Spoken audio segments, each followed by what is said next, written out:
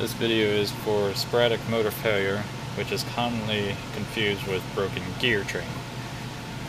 In this case, the motor will run and sporadically, in random positions, fail to turn. The way you go about adjusting this is there's 4 1/4-inch screws to hold the motor on.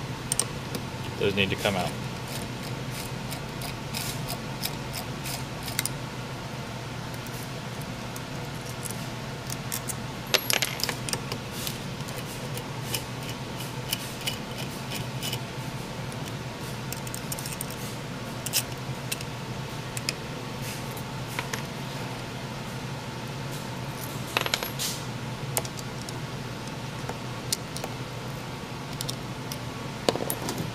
Sometimes a wire tie will be in the way, must be removed.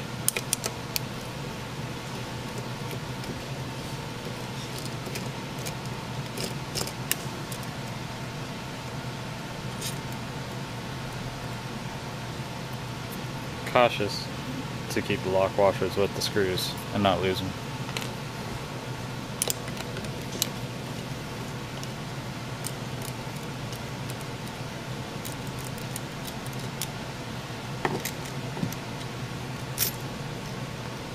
And then the whole brake assembly will lift, exposing the hub. Now all the zip ties over here on this side on the cap do not need to be cut. It will clear with the screws removed. And now the gap that's between the hub and the motor, when you pull up on the shaft, if it's too great, it will rub the surface and cause your binding. To solve this, take a 5/64 Allen screw, Allen head wrench, back out 2 set screws so that the hub is loose, and with light pressure taking the slop out while pushing the hub all the way down to the top of the motor.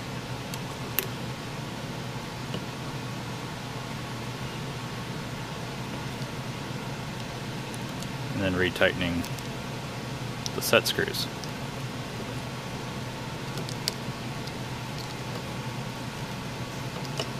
After which, the motor should run freely without resistance or binding. This will reduce efficiency of the motor and cause overheating. Now to replace the hub, simply slide it down, and if it does not line up, there is a slot in the very top of the motor shaft that through the top of the brake you can use a flathead and help align up.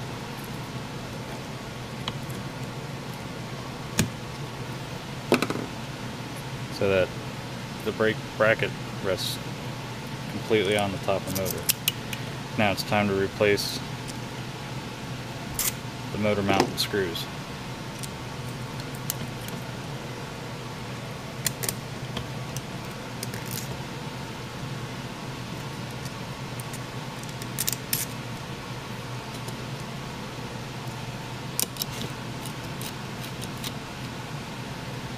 Now, just like a 4-lug wheel, you want to do a cross pattern as you torque them up.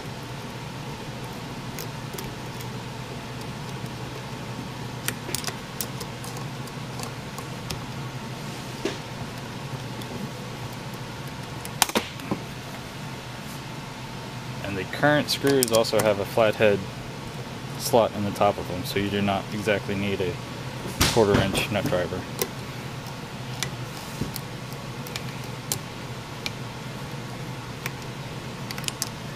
One final torque check with all of them snug.